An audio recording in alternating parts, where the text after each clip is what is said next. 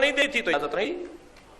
میں نے محفل پڑھ دی, بہت اور باتیں بھی کرنی تھی جو میں گزارش کر رہا ہوں. عزیزان گرامی, میری قوم کے ہر بچے کی زبان پر یا یوں کہوں کہ بہت سے جوانوں کی زبان پر ہے کہ ہم کب تک مار جائیں گے. عباس کے ماننے والی قوم مار جائے, جناب عباس کے ماننے والی قوم ماری ہے, یہ کیسے ہو رہا ہے؟ تو یہ جوان ہمارے بچے ہمارا سوال کرتا کب تک مارے جائیں گے؟ تو عزیزان گرامی, میں ان سے مخاطب ہوں کہ آج اگر 1400 برس گزرنے کے بعد بھی جناب عباس کا جشن انہی شان سے منایا جا رہا ہے, امام حسین کی محفل اتنے اہتمام سے پوری دنیا میں کی جا رہی ہے, اس کا سبب بدلہ لینا نہیں ہے. حسین نے اپنی مظلومیت سے یزید کا گلا کاٹا ہے. اگر حسین کے ماننے والے اپنی مظلومیت سے اپنے دشمن کا گلا کاٹ سکیں تو یقین جانیے کبھی یہ قوم مر نہیں سکتی, اس لیے کہ ہمارا بدن عزیز نہیں ہے, ہمارا نظریہ عزیز ہے. ہمارا نظریہ اس وقت چاہے گا جب ہم اپنی مظلومیت سے دشمن گلا کاٹیں. اب یہی کہا جائے گا کہ ہم کب مرتے رہیں گے, کیا کرنا چاہیے, بدلا لیں گے؟ نہیں عزیز نے گرامی, میں مخاطب ہوں, بہت سارے لوگ کی تمنا ہے اتنے مریں, ہمیں بھی کچھ کرنا چاہیے. وہ جو ہے اگر تو مشکل یہ ہے کہ میری اور آپ کی, کہ میری قوم کی ایک بڑی تعداد کنویں کے کشار ہیں, کنویں میں رہے ہیں.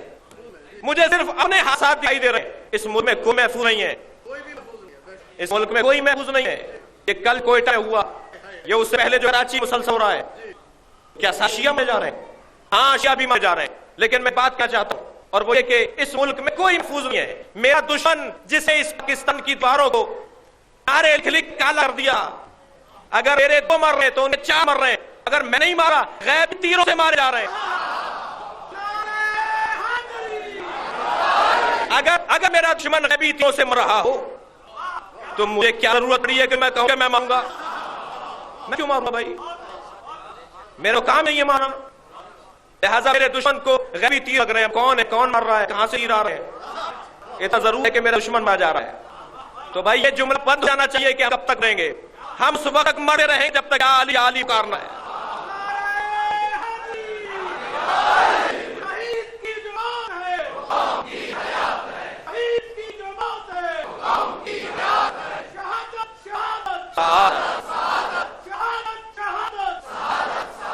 تو جو ہے لہذا اس پاکستان کے اندر مجھے عزت اور آبرو کے ساتھ اس وقت جینا ملے گا کہ جب میں اپنی مظلومیت سے دشمن کا گل کاٹوں گا.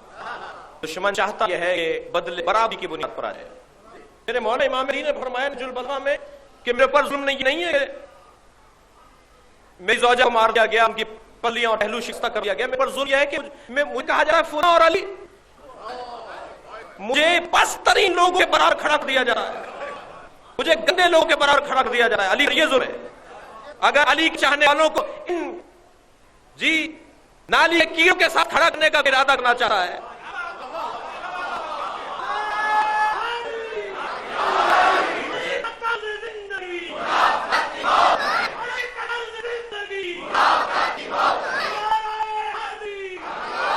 ہم کی برابری نہیں کریں گے, ہم کے برابر ہیں بھی نہیں جو برابری کریں. لہذا یہ باتیں اب تبدیل ہونی چاہیے کہ کب تم مریں, ہاں مر گئے اس لیے کہ ہم علی کام لیتے ہیں. تم دیکھو تمہیں کتنا زور ہے, ہم بتاتے ہیں کہ ہم میں اتنا دم ہے. تم مار کر بتاؤ کہ کتنا مار سکتے ہو. یہ تو قوم مظلومیت کی بنیاد پر یہاں تک پہنچی ہے, اور یہ مظلومیت کا سلسلہ جتنا بڑھے گا اس سے بہتر سیاست بھی نہیں ہے میرے عزیزو, اس سے بہتر سیاست بھی نہیں ہے. اگر مجھے اپنی قوم کو تعداد میں بھی حیثیت میں بھی بڑھانا ہے تو مظلومیت کو قبول کیجیے. مختار بننے کے لیے ماحول چاہیے, زید شہید بننے کے لیے ماحول چاہیے, جی مختار بننے کے لیے سمجھداریاں چاہیے. مختار سے بڑا سیاستدان کوئی نہیں تھا, حضرت مختار سے زیادہ کوئی سمجھدار بھی نہیں تھا, جس نے اپنی سمجھداریوں کے ذریعے ایسے کیسے ٹیڑھے دماغ لوگوں سے کیا کیا اختیارات حاصل نہ کر لیے, اس کے بعد شہادت پیش کر دیا. تو پہلے میں اپنی قوم کے وقار کو بڑھاتا لوں, پھر بولوں کہ مختار بھی تو ہیں, پھر بولوں زید شہید بھی تو ہیں. لیکن نہیں عزیزان گرامی, یہاں پر مجھے اپنی قوم کو عظمت عطا کرنی ہے برداشت کے ذریعے, تحمل مزاجی کے ذریعے, عباس علمدار کے کردار کے ذریعے. جس عباس 34 سال, آخری جملے رہا ہوں, جس عباس 34 سال کربلا کا انتظار کیا, وہ 2 محرم کو کربلا پہنچے تو تائی پر میں لگا دیے, نہر کے کنارے خیمے لگا دیے, اور 4 محرم کو جو شمر کا لشکر آیا تو 4000 سپاہی لے آیا شمر, اور اس نے کہا کہ حسین خیموں کو ہم نہر کنارے نہیں رہ دیں گے. لشکر بڑھائے حضرت عباس کے خیمے کی طرف, ابن حسین کے خیموں کی طرف,